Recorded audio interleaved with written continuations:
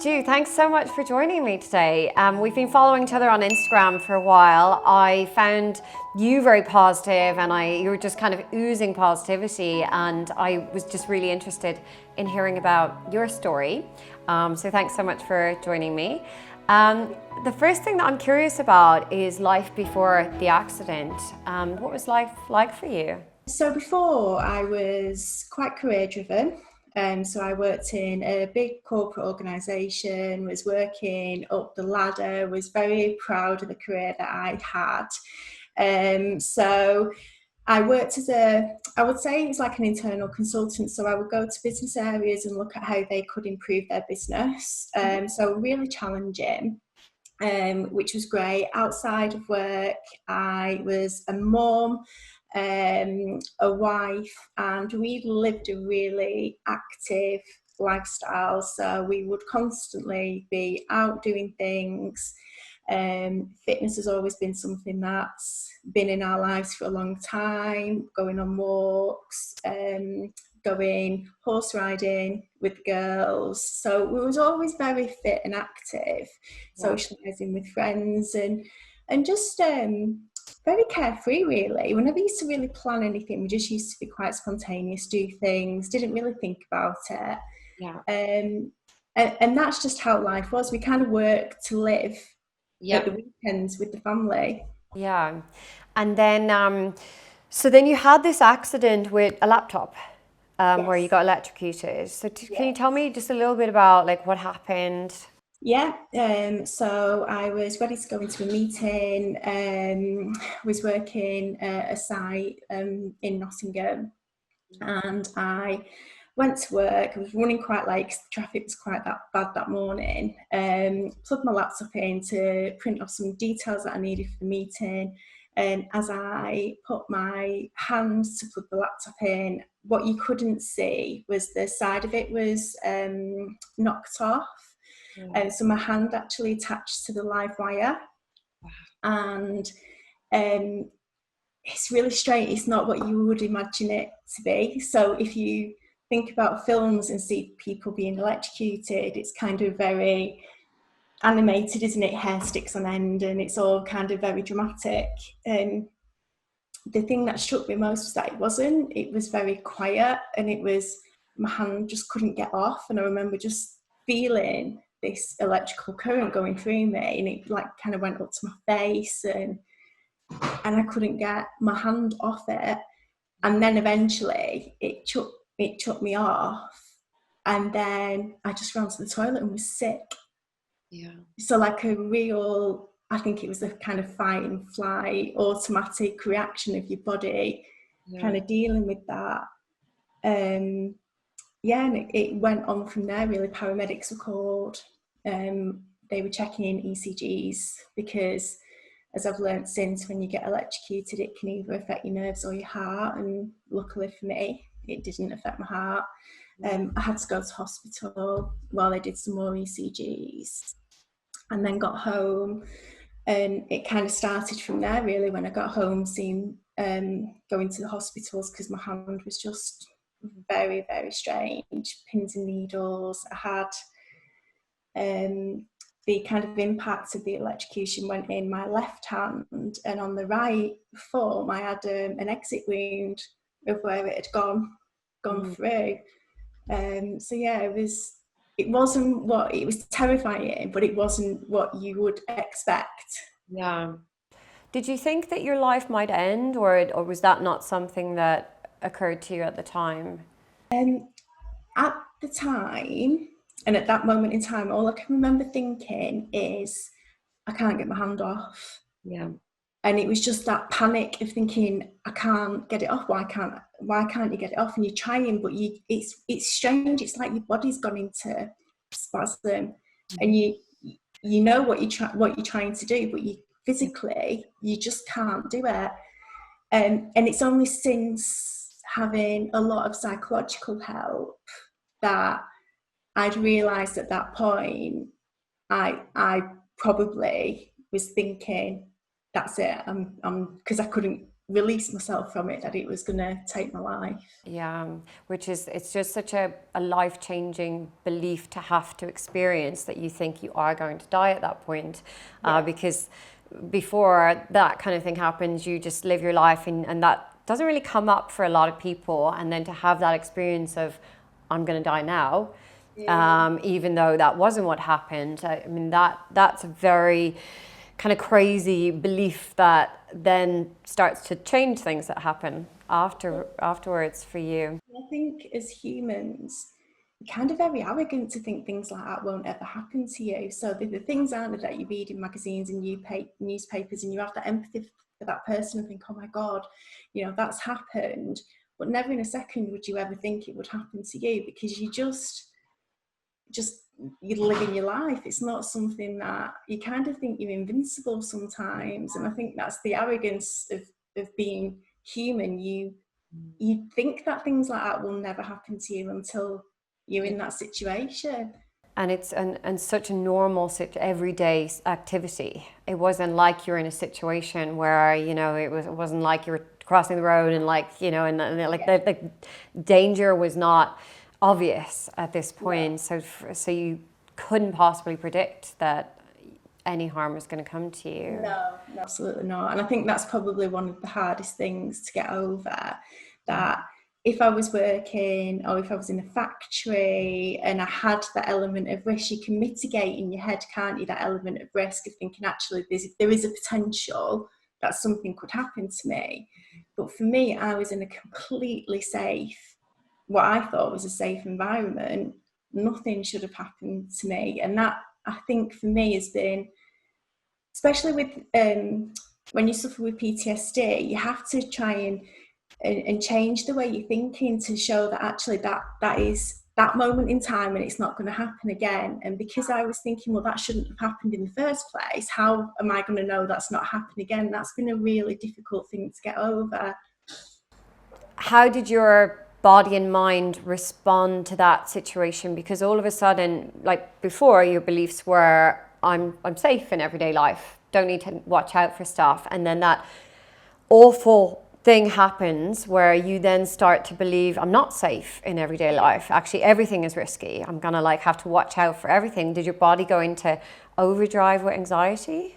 Yeah, totally. And I think I was in that heightened state for so long that everything then became unsafe, and I become quite agoraphobic.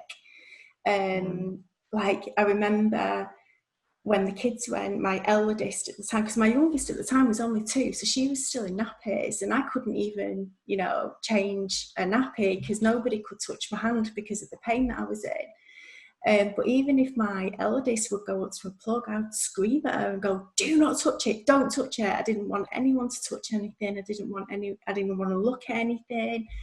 And I think because before my accident, I was so rational and everything followed a certain logic that made sense to me. When you're in that state of anxiety, you becoming depressed because of the situation that you're in, your senses are heightened, it then becomes very irrational and very illogical. So I had like, I used to explain it to my husband, like, I've got 2 people on each shoulder. One's the logical person, one's the totally, and they're just arguing with each other all the time because nothing was making sense to me. But then that was causing physical problems as well, because I didn't want to go out. I become quite fearful of just everyday situations. I didn't trust things unless it was in my home. Like, even to the point that we had all the electrics checked just to make sure that everything was okay. And you know, your whole self-esteem and self-worth, everything just went. It was a real tough time. And I think unless you've been in that situation, you'll never, you know, if people say that they have stress anxiety, you'll never understand it until you've experienced it. That is horrific trauma. I'm curious about the eating disorder. How would you explain that now? Because eating disorders have a function and a very good function for people that kind of works in some ways in the short term. Of course, it's very dysfunctional and extremely problematic, but people turn to it and often lean on it because it kind of helps them cope or helps them function. I'm curious about your experience of the eating disorder. I've never had a great relationship with food, so I would say I'd had an eating disorder in the past in terms of not eating enough, really, and that was always my coping mechanism for dealing with stress. Yeah. And whilst before my amputation, when I was dealing with the CRPS, I think I was in so much pain that I just couldn't eat, and that kind of fed into it a little bit, because then you get used to those behaviours kind of creep in. Yeah. After my amputation, I developed something called disassociation seizures, which is when they explained to me it's not epilepsy. I would have seizures. So it's basically your body's been under so much stress, your mind's been under so much stress that when it gets heightened, it just shuts down and I would fit. And it was after that I just thought, I can't keep doing this anymore. I can't keep going from one thing to another, to another, to another.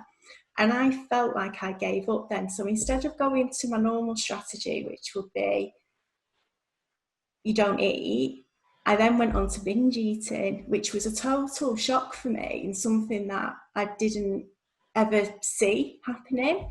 And it was really, I mean, I laugh about it now and it really isn't funny, but there's been times when I was upstairs and I was cleaning up and my daughter had an Easter egg that she'd been saving for 6 weeks, and I went and ate it, and I was sat on the bed thinking, I am the worst mother in the world. And then you go on the scales and you put weight on, and then you go and eat. And I genuinely think now, rather than doing your conventional self-harming, as in cutting and that kind of stuff, that was my self-harm because I'd given up. I'm curious about the binge eating. Was it self-medicating in a sense when afterwards, did you feel a little bit better because you get that kind of like the boost of like the dopamine from the really sugary food? That's the strange thing. No, I felt awful. Yeah. But it was like I think I felt like at that point, I felt like every time I tried, I've made progress, something would happen that would make me go 10 times back. So when I started with these seizures, I'd had my amputation by that point. I just got my license back and started driving. Then I started with seizures, and just everything then just went back to square one. And I think I just thought, you know what, I hate it. And it was like I was purposely trying to punish myself. It was strange. I'm really curious about the amputation because so you had the so you'd had the accident and then you had all this pain, and Yeah. then at what point did you have to make a decision about the amputation? So it was almost 12 months to the date of the accident. So I developed something called CRPS, which is complex regional pain syndrome. And how they explained it was because it had affected my nerves so bad that I had internal damage, but the electrocution also caused a software problem in my central nervous system and my brain. So the functioning nerves that would allow my arm to function, the messages weren't getting there, so I couldn't move. My bones were contorting, the pain was magnified hugely. And it was like watching my arm and hand die from the inside out. So I started getting ulcers. It was just literally bone with skin that was breaking down. It felt like it was in burning oil all the time. And it felt like I had frostbite. So there was times when I used to say to Mike, I could get my hand and snap it in half. That's what it felt like. And when the ulcers started coming, I started with an infection, and I actually got admitted to A&E because I was starting with sepsis. And I had such an amazing medical team around me. And my Professor Lees, she came to me, and my mum was with me at the time, and she just said to my mum, has she got a quality of life? And my mum broke down and said she's got nothing. She can't go outside, she can't do anything, she can't interact with the children. And she just said to me that it's time now. It's time, we need to look at amputation. And I was like, yeah, get it done, because I need to tell you now, if you don't do it, I will do it. And I was dead certain that I gave myself a certain point in time that if they hadn't have done it by then, I'd have probably done it myself. And I find that really fascinating, how amazingly decisive you were about it. You weren't like toing and froing and like trying to go, well, you know, what if it gets better? Like, is this going to be a mistake? And like, you were just absolutely, this is what I want to do. I know that this is going to be right for me. Yeah, and for me, it was going to be a better option because I couldn't touch my hand because the pain was so bad. I couldn't move my hand. You could tell just by looking at it, it looked dead. That's what it looked like. It looked like it was decomposing. And maybe this is the logical side coming into me. For me, there was no way of recovering from that.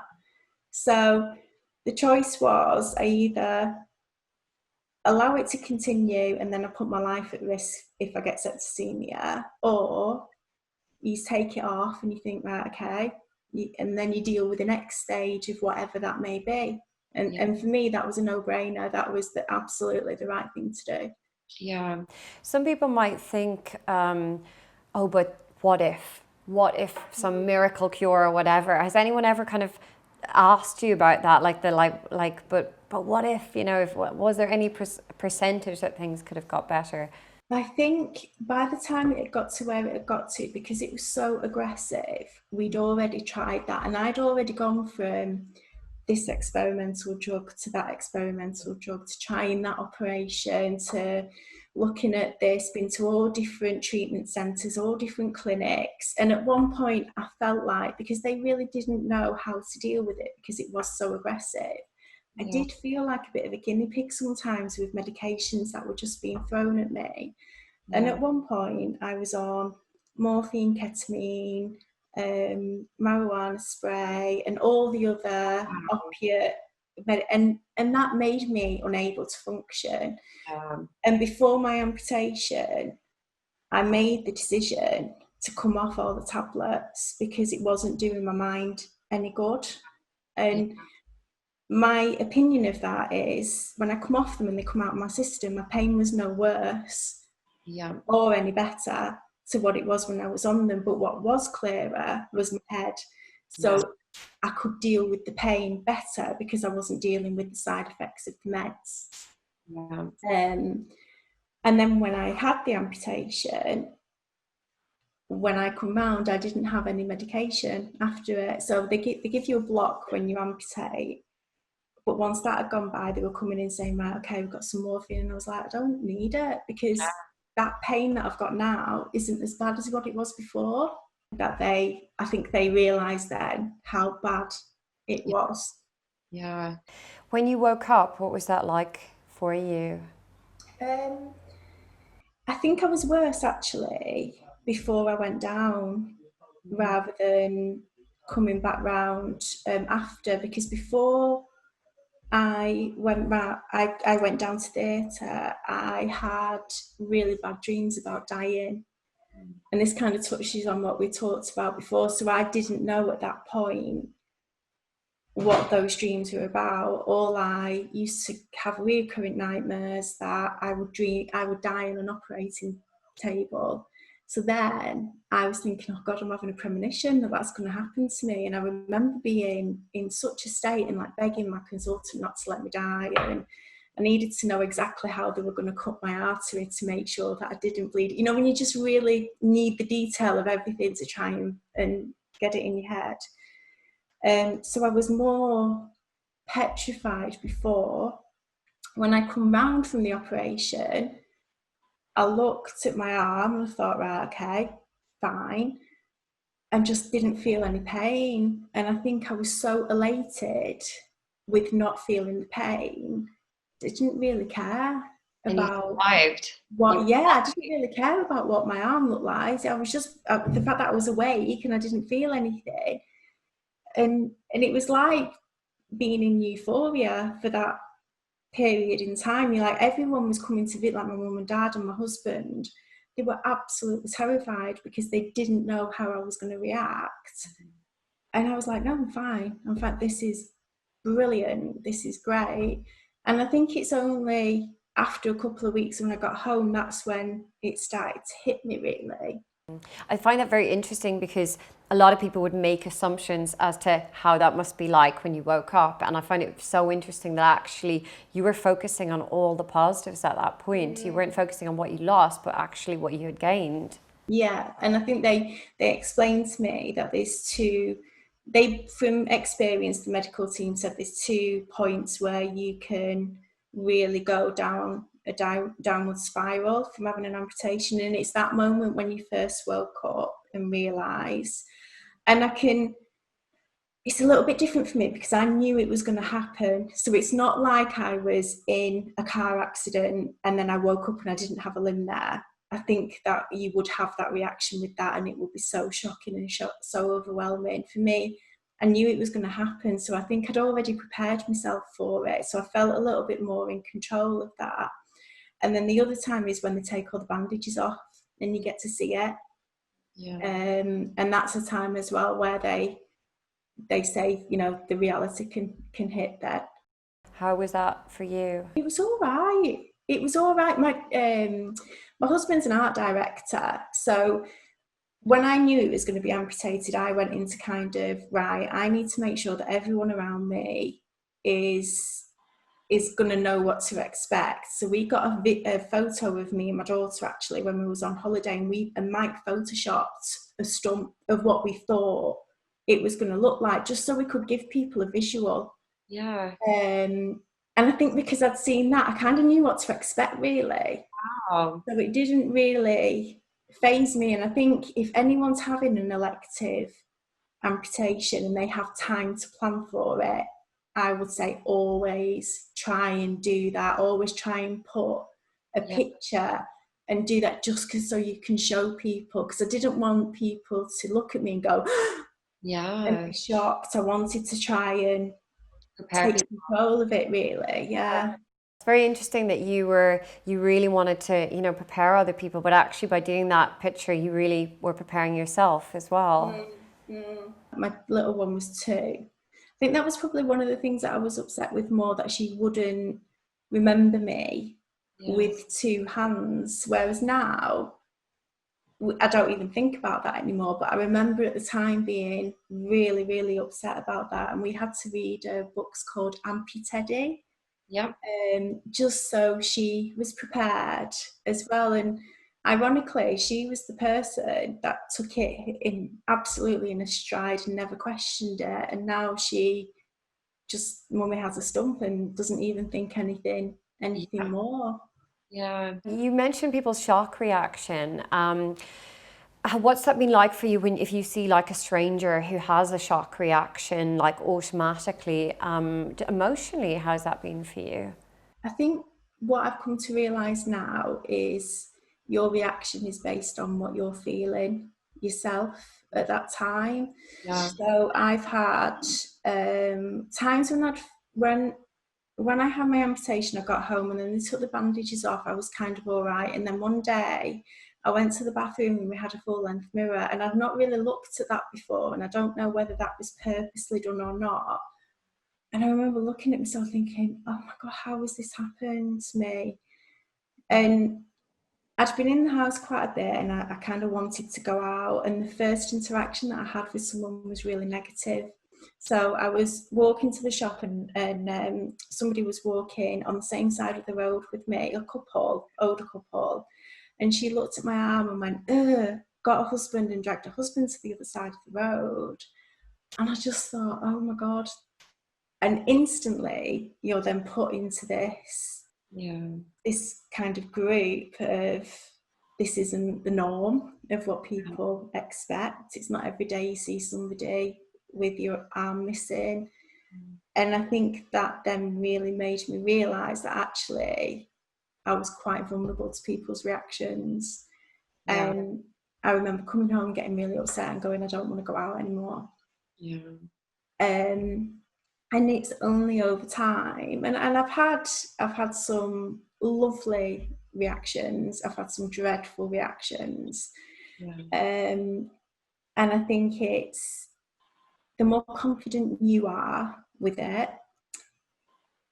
is the more confident you will deal with those. Now I go out and I don't even see people looking at it, but I'm not looking for people looking at it. Yeah. And if people say something, you know, just take it as I try and educate people as much as I can. So rather than getting quite hurt and taking it really personally, I'll tend to ask them questions. So, are you looking at my stomach? Did you want to ask how this happened? Or and Yeah. just try and turn it around and think, you know, it isn't something that people see every day. People are going to look, that's natural. And if somebody is really mean, just try and educate them to not be.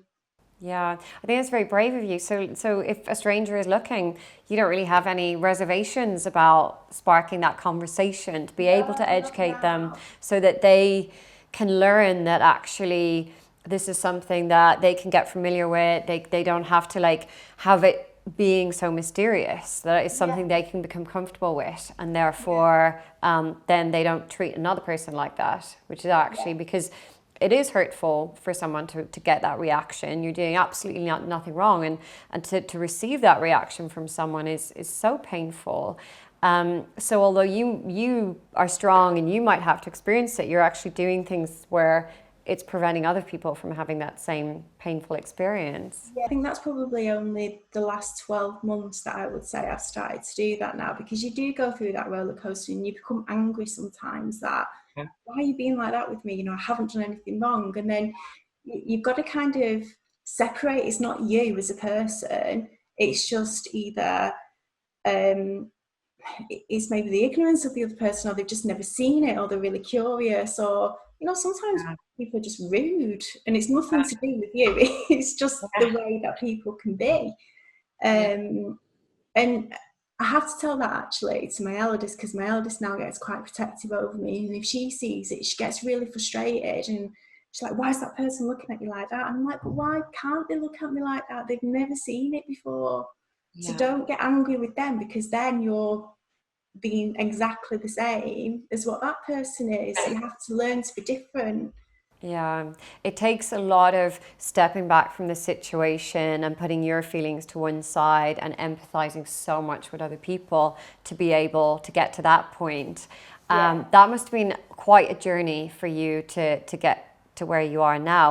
I can look now and I can see, I genuinely, and I don't know whether people believe this when I say it, but I do, hand on heart, think this is the best thing that's ever happened to me in terms of my personal perspective on life, the way I see things, the way I look at things differently.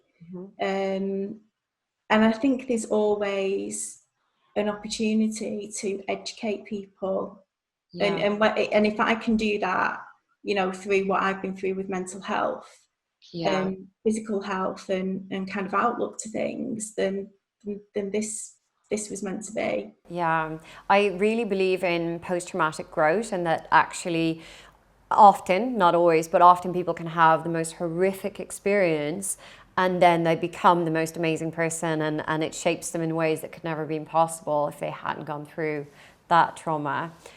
Is that something that you've experienced in your own life? Yeah, I think so. And I think it's about being honest with the low times as well. And I know you've seen some posts that I've put on Instagram, and I've been, you know, I will share when things are going well. But if things aren't going well for me, I think it's more important to share them, because people just tell you things or make you see things what people want you to see. Yeah. And you tend to see the really good things in the perfect photo and you know, the perfect situation, and life isn't like that. So I really believe that, yeah, you can share your highs, but actually it's more important to share those times when you've been on the floor and you're struggling, and, you know, maybe you know, you've done something that's out of character, or you've done something that you felt not great about, because people are going to learn from that more than your highs and, yeah, you've done this well. Yeah. But you've got to be, I found I've had to be quite brave in opening up about that, because then you think, oh God, what are people going to think now? But I've got to think it's not about that, it's bigger. And if somebody else is in that situation and I can help that person, then so be it. Yeah, yeah, even if it's just one person, just taking that risk of being that vulnerable. And it's a huge risk because we don't want to be vulnerable. It leaves us in a position where we feel uncomfortable and we don't know how we're going to be perceived and are we going to be judged. And often, you know, we are trolled and get negative comments and stuff like that. There's always a risk. But it's so nice that you're like, well, actually, for me, this is not about validation or anything like that. If I can just help one person, I'm going to take that risk and I'm going to put something out that's just not very nice about the human condition and not very nice about struggling and suffering and life. Because I still get a lot of pain now, and you know, I'll share those times with people, definitely with people who are dealing with CRPS, because I've had so many people contact me to say, I do not know where to go. I can't get up in the morning. And just, you know, what strategy did you use when you was having that? And, you know, even if you can just share something that might be really simple, like my strategy of dealing with extreme pain was just taking it an hour at a time because a day looked too long for me. Yeah. So I could just go, right, okay, get to the next hour. Yeah, brilliant, you've done that. And you know, you try and distract yourself, and those little coping strategies that Yeah. help me along the way. The best people that can help someone who's experiencing chronic pain is someone who's been through it. Because unless people have actually experienced that, you just cannot give the right level of empathy for people to really buy into what you're telling them to practice. And the fact that you've done these strategies yourself, they have helped, and that person knows that you understand a lot more about what they're experiencing than say just an expert who's like into kind of pain management. Yeah. I mean, it sounds like you've really helped a lot of people through your journey. What's that been like for you? Like doing the because you've gotten into the coaching and mentoring side of things. It's been really exciting. I think it's taken a lot of confidence to do, because I'm very aware that I'm not a clinical psychologist. I've not got any medical experience. I'm just going off things that I've learned and experienced myself and sharing my Yeah. learned experience through this journey. And if that can help somebody, then brilliant. Um, and I've been to colleges and talked to pupils who were looking at making prosthetics and bioengineers to say, you know, when you're making a prosthetic for somebody, don't just think about the machine, don't think about the prosthetic, think about the reason why the person wants it in the first place.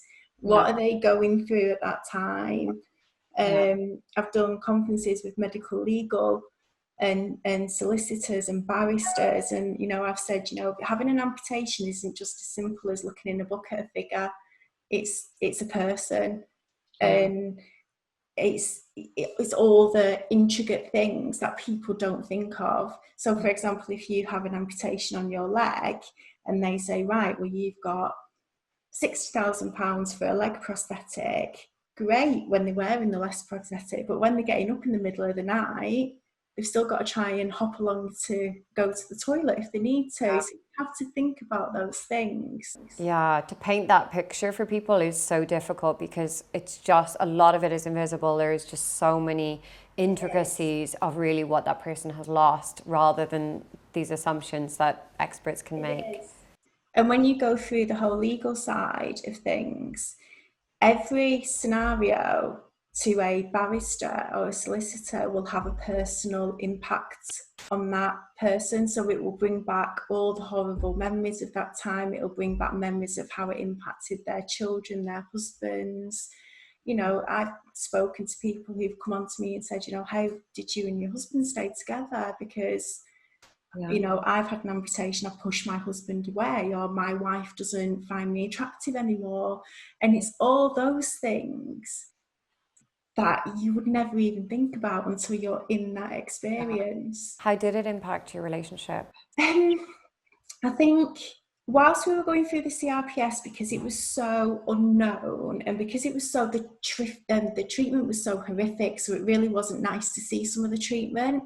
That was really difficult. So I think from Mike's point of view, he wanted to protect me, wanted to stop things from happening, and he couldn't. So he felt quite useless. Yeah. And, you know, there was nothing that he could do. And I think sometimes men don't tend to talk, do they? They tend to bury things a little bit and try and pretend it's not happening. And I think he went through a lot of that. And then I was trying to deal with what was happening, getting frustrated that my independence had gone away. I couldn't deal with anything. So we definitely had a lot of friction during that time.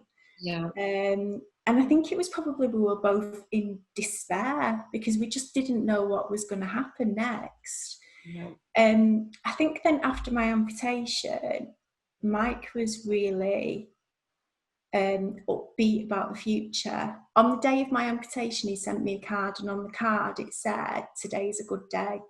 And he wrote in it and he said, "This is the first day now of things getting better." And I've got it as a poster now in my room because it's just what I look at every day. It was me who struggled after my amputation, more with self-esteem and what my body looked like. And I kind of tried to get everything else to look perfect because that wasn't, and then I couldn't. Was that part of the eating disorder as well, like restricted eating, that being more in control of the other stuff to kind of compensate? Absolutely. And then I struggled with that for a long time. I felt like in clothes, you have to look at a different type of wardrobe to what you had before. So just all the things that you wouldn't think of, and that really bothered me. So I remember saying to him, "If this is too much for you, you walk away now and just walk away, and I won't think anything bad of you, but I know this is not what you signed up to." And he was like, "What are you talking about?" And then got annoyed with me. Yeah. Why are you giving me that option? Why are you making it that easy for me? But it was just that despair, and I think that low self-worth that you thought, you know what, just you could do so much better. Yeah. So That must have been such a difficult point for you where you felt, yeah, I have to give my partner the opportunity to leave because I'm now not good enough for him anymore. yeah, and I think, and then I think as time went on and that goes and you become more confident in yourself, I then felt like I had to prove something to myself that I could still do the things that I did before. So then I went on a bit of a mission of proving that I could put my own hair up in a pony, just simple things, or I could do the kids' hair, or I could do push-ups when I was at the gym, and just all the little, and that's kind of, it's kind of nice really, because you've got something to challenge yourself on, to think, actually, can I do that? And then you figure out a way where you can, and it's like, great. Amazing. You must have had to push so hard to do the things that you wanted to do. I remember the first time going back into a gym environment, and bearing in mind that I've always been in a gym, I've always worked out, and I remember being sick in a bin around the corner before I went in, because I was so anxious and so scared of what people would think and how I would be received and what I could do. And that took a good while to get back into the swing of becoming confident and going into a gym and just doing what you can do. And again, now I walk in, I don't even think. Yeah. I walk in, do what you do, say hello to people, and go. And it's, you know, people have come up to me since and gone, "I can't believe you do what you do." But for you, it's not anything different to what you did before an amputation. You're just doing it in a little bit of a different way. The amount of psychological difficulties that you've had to overcome because of this. I mean, there's social anxiety, eating disorders, there's PTSD, anxiety. I mean, we literally, with depression, we probably can name like every single type of psychological suffering that someone could have to go through. And life is difficult enough as it is without having to you know, and we can all be so susceptible to psychological difficulties. And this, it's almost like you had to tick every single box of like psychological disorders as a result of what happened. I totally did. And I was really lucky that I had a psychologist with me who, I had different psychologists with me actually, and counsellors through different parts of it. So when I first had my accident, I was dealing with a trauma psychologist from the burns unit at the hospital. And she really helped me try and understand pain and how to deal with pain and things being so irrational that you couldn't control anything that was happening with you.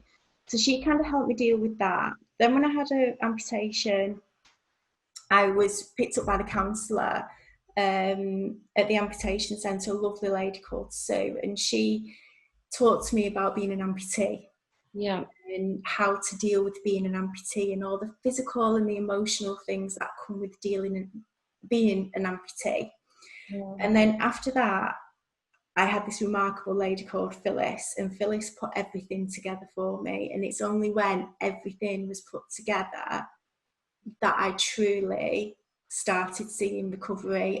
And we started by going right back to being electrocuted, to the feelings and the thoughts that I had at that time. Because when I used to see a plug, I used to feel the electricity going through my body, and I could feel it all in my face. And I went through times where I thought I was going insane because I could smell my skin burning, and nobody else could smell it, but I could smell it. And I thought I was going insane. And at one point I did think I was going to end up in the psychiatric unit, because I just thought, that's it now, everything's kind of going, because all these things were happening. Because the flashbacks were so real. Flashbacks were so real. The nightmares were so real.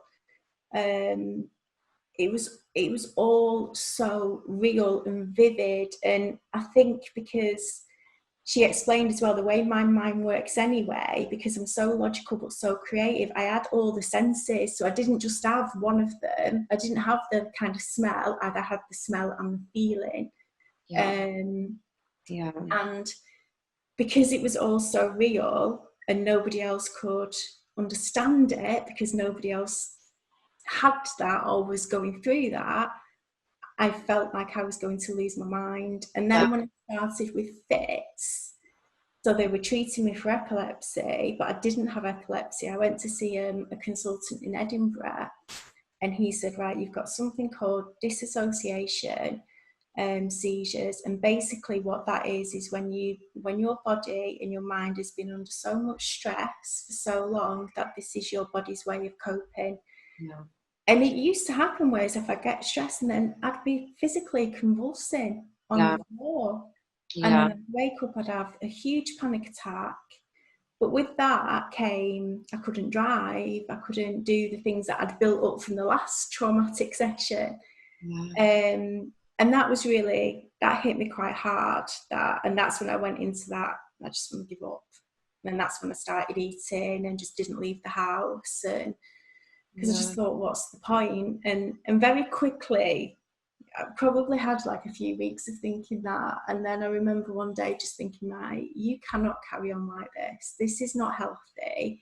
You've been through so much before. You can do it again.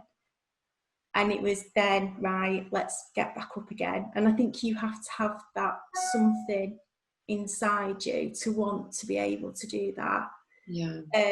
But when I saw Phyllis, she put everything together. She dealt with the PTSD, she dealt with the panic attack, she dealt with the seizures and all the strategies to learn. And because I was so logical as well, I wanted to know the ins and outs of everything. So I was like, right, tell me how your brain works with that. So then because I had an understanding of it, it sunk in better and I understood it better, and then it seemed okay.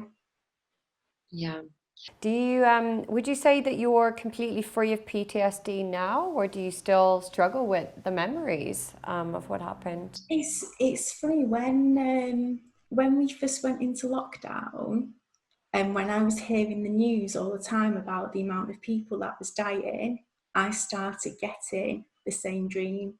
And I had the same dream about 4 or 5 times. And I remember saying to my mum, I think I'm having a bit of a PTSD flare up now, because everything around you was just hearing people dying and people were so poorly. And so I kind of thought, right, okay, I need to take control of this situation now. And it's just little strategies, like I didn't put the news on then, because at one point I was just focusing watching the news all the time, probably like everybody else. Yeah. But then it comes a point where that's not healthy.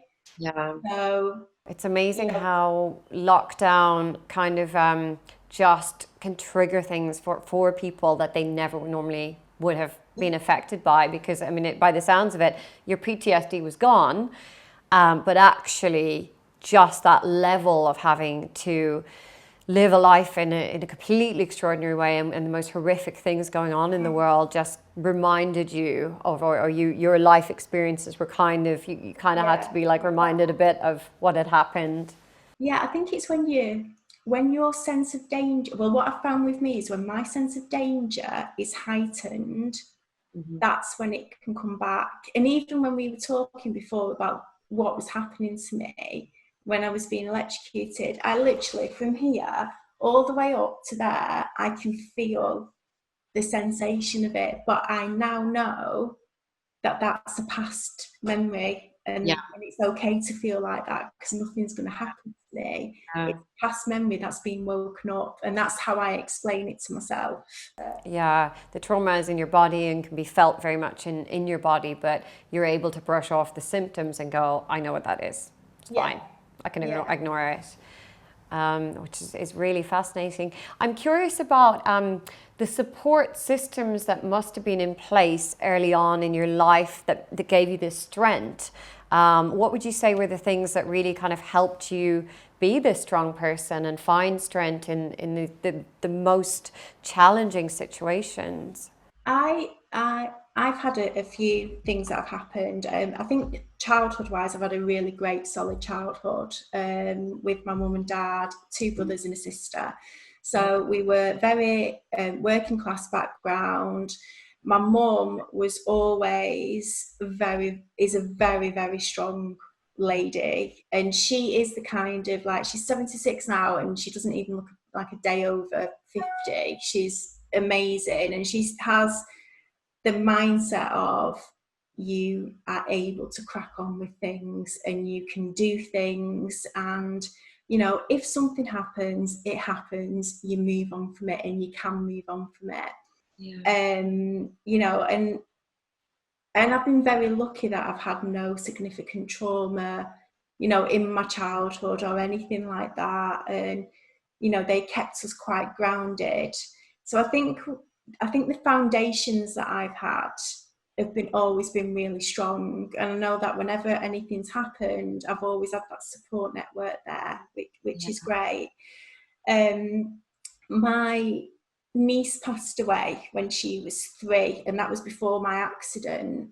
And I think, for what I saw my brother go through at that point, and what I saw her go through at that point, and seeing after she died and the ramifications of that, when I was at my lowest, I used to say to my husband, right, we need to go to the hospice and we need to just go and visit. And instantly it would give you that reality check of thinking, right, okay, this for me is bad, but there's other things happening that are a lot worse. Yeah. And, and when that takes you back to that time, you think, yeah, it is bad, but actually I'm here, I'm living, I've got my children, I've got my family. Yeah. I'm very lucky in a lot of ways, and it is a tragedy what's happened, but it's not as bad as what other people go through. And I Yeah. think that's what always, and I don't know whether that's the groundedness in me. And I think when you've seen something like that, it does give you a little bit of a different look of life. And I know that certainly helped me in balancing myself and balancing my thoughts. And also my children played a massive part in it, because I didn't want my children to see, I didn't want them to learn that bad things can happen and you can't get over it. I wanted them to see that actually life can be shit sometimes, and you can have things thrown at you. But if you get the help, and I think that's the most important thing, you have to help yourself, you can deal with it. Mm-hmm. Do you remember what your most negative belief about yourself used to be? Because clearly your belief is now I can have a happy life. Like, you know, yes, it's awful what happened, but I am happy. I can live my life. I can be, you know, I can be what I want to be. I can do what I want to do. But there was a point where you definitely didn't have that belief. So I'm just curious about like what was the worst belief that you did have? I never had I never had thoughts of ending my life. Yeah. And I think that's because I would never want to put my children Mm-hmm. and my husband in that position. So that always, as much times that I probably thought I can't deal with this anymore, You always that was held on to never, hope. yeah, always. That was never a thought. Yeah. That's something that I would have or consider. Yeah. But I genuinely hated myself from head to toe, Yeah. because there's things that happen when you are under stress that people don't think about. So my hair started falling out, and I started to get bald patches in my head, and I just, everything, my self-worth was just nothing. And I'd gone from being quite independent and being quite confident to being housebound and not being able to do anything for myself.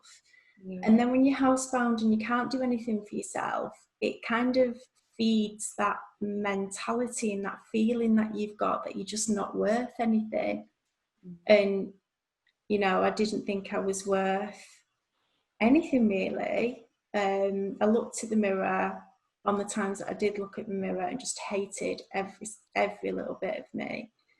And I didn't think that I would be able to function again. Are you proud But of the psychological journey that you've been on? Because I mean, that the beliefs that you had about yourself compared to how you feel now. I mean, the amount of work you must have put in psychologically to get to that point must have been tremendous. yeah, it has been hard work, and it's not followed a graph of always going up. It's gone up a little bit and then come crashing down and then back up, and I think it's trying to have that resilience to keep getting back up. And, you know, even now I still have my strategies, and you never forget those strategies, and I don't think I'll ever not use them in day-to-day life. Even, you know, things like you can make stories up in your head that aren't there, and it's like kind of deciphering them and thinking, right, well, this is the reality. So do I feel worthless? Yeah. Why? Because you put a bit of weight on. Right, okay, so this is the reality of that. What can you do to help that? And it's all like that all the time. Or if you can see somebody who's in that similar situation, or you can see a similarity, it's like saying, do you know what, sometimes the most helpful thing that you can do to yourself is be totally honest with yourself. And being totally honest, you might bring out things that you don't want to hear about your own behaviour, but truly that's the only way how you're going to help yourself. It takes so much self-awareness and bravery, and you know, to have those honest conversations with yourself, or to pull yourself up on like going down a route of that's just not helpful for you. And really, as we kind of said earlier, like you never would have had those experiences if it wasn't for what happened, and the character that you are today just would not have happened. He would not have become this this person who's able to think of things from these like really wide perspectives. Yeah, and it does take a lot, and I don't always get it right, and as nobody does. But I think if you can learn from something, regardless of what it is, then that's the only thing that I would wish for anybody. If things are going to happen, try and just learn from it, and learn and to change your behaviours. Yeah. And Yeah. get help. Like, you know, it's not a stigma anymore. I think it is, but it shouldn't be, to get psychological help and to help somebody deal with those thoughts that you have. Did you ever have times where you didn't want to be talking to the professional expert stranger about your personal stuff? Yeah, yeah, there was definitely times when I had to really force myself to go.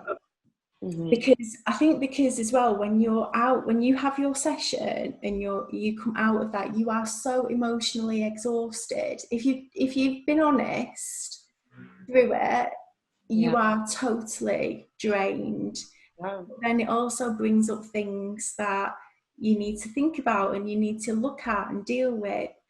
And there's been times when I've been sat and she's asked me a question, I'm like, oh, I don't want to talk about that. And she would go, well, nothing's going to change then. And I think it's fear. You don't want to talk about it because you're scared of going to that time again. I didn't want to talk about the very early points of when I was electrocuted because it scared me too much. And when I did talk about it, I had the biggest panic attack. I was on my hands and knees on the floor and I Mm. couldn't breathe. Yeah. And it was only then that she was like rubbing my back and giving me all the things to help me get through it. And she was like, right, now we can start your recovery. Yeah. Wow. I think I mean, that's really amazing what you've just said, that that is therapy and that is the psychological process that, like, it takes people to the darkest of places and it's terrifying, it's scaring people feel so vulnerable that it's easier at times to just avoid it. But actually, when people can go to that really dark place and they have the right support and they're with a therapist that they really trust, actually that's when you can really make some amazing progress. Because Yeah. if you hadn't gone there, you wouldn't have overcome the PTSD, because you would never have been able to talk about what happened, and you would never be able to confront it and never put that into long-term storage so that you're not triggered all of the time. That Yeah. must have been so hard for you to speak about that initially. It was, because I think because you don't want to deal with it yourself, you hide it away. And I was always really worried about if I opened up to family or anything, would they think I was insane? I used to have that kind of like guard upon me all the time. I think, God, they're seeing this and they're seeing me react badly to this situation. So if I add that onto it as well, they're just going to think I'm going insane. Where And PTSD really makes people feel like they're going insane, yeah, it because really that's does. what it feels like. It's such a strange thing to have. Yeah. Um, But then talking to someone who's independent, who doesn't know anybody, who you can be totally, brutally honest with, when you have that trust with them, is the best thing that will help you recover. Yeah. And I believe it's the only thing that will help you recover, because you can't do that on your own. You can't get to that level of honesty on Yeah. your own, Yeah. because you'll always have those natural barriers coming up. Yeah. And I would recommend to anybody who's struggling to seek help if they're struggling mentally. Yeah, yeah, because friends can be absolutely amazing, incredibly supportive, but you can only, that's a mutual relationship. You can only take things too far. If you had said, no, I really need to go through every single detail of my trauma again and again and again with your loved ones, I mean, that's just not going to be healthy for them. They wouldn't be able, they would be too affected by it. Whereas actually someone who's able to guide you there, and it's their job to do so, and they don't have the emotional relationship as a loved one, they're able to have that kind of distance and be professional and kind of step away from it at the end of the day, means actually you can go to that place as much as you need to until you stop having those symptoms. Yeah. And I think it's really important to say as well that everybody copes with things differently. And I certainly found that, from me and Mike, his coping strategy was probably going quite within himself. He would get angry at times, he'd be quite quiet. My coping strategy was talking, talking, talking, talking, talking. But sometimes if I wanted to talk and talk and talk, and he was like, I can't deal with this right now, and would go quiet, that could cause friction, because from that person you could be thinking, well, you don't care, whereas the other person could be thinking, I don't know what to do. And I think anybody who's in a relationship or with family who are going through psychological trauma is, don't expect everybody to deal with things like you do. Yeah. Everybody has different coping strategies, and Yeah. that's why having those talks with family doesn't work. Yeah. It can cause friction because everyone deals with things differently. And there can be a lot of assumptions made. If he's going quiet and kind of withdrawing, it might be like, oh, my husband doesn't love me anymore, when actually he's just trying to cope with his own stuff, and withdrawing is like the most comfortable thing that he can do for himself at the time. And I think it's that as well, that you understand how people behave around trauma and around difficulties. And now, you know, I feel very fortunate that I've been through this journey, and I've got a basic understanding that you can see it as well in other people. You can see when people are struggling, and I'm sure you can as well. It's probably like you can see it a mile off people's behaviours, and I think that's only from going through that.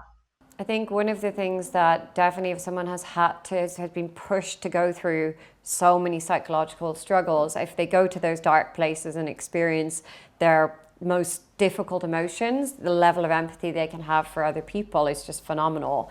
But until you address that, until you go to those dark places, it's very hard to pick up on things in other people and have a high degree of empathy, because you haven't really felt the most difficult of emotions. It's complicated. It's so complicated. Yeah. It's so fascinating hearing your story, and I think it's amazing the positive slant that you put on it. I think it sends a really amazing message for, if anyone's watching this and they've just had an amputation, and they're maybe in those moments where they're like, my life's never going to be the same again. I won't have a good life. I think it's so nice to be able to teach them that actually, like, those thoughts that they're having right then are not necessarily true, and they can have a very, very different experience. Yes, it's going to be really hard and it takes time, but just be patient and hold on to hope as well. Yeah, absolutely. Yeah, amazing. Thank you so much for sharing your story with me. It's been an absolute pleasure. Thank you so much. Thanks, Jue.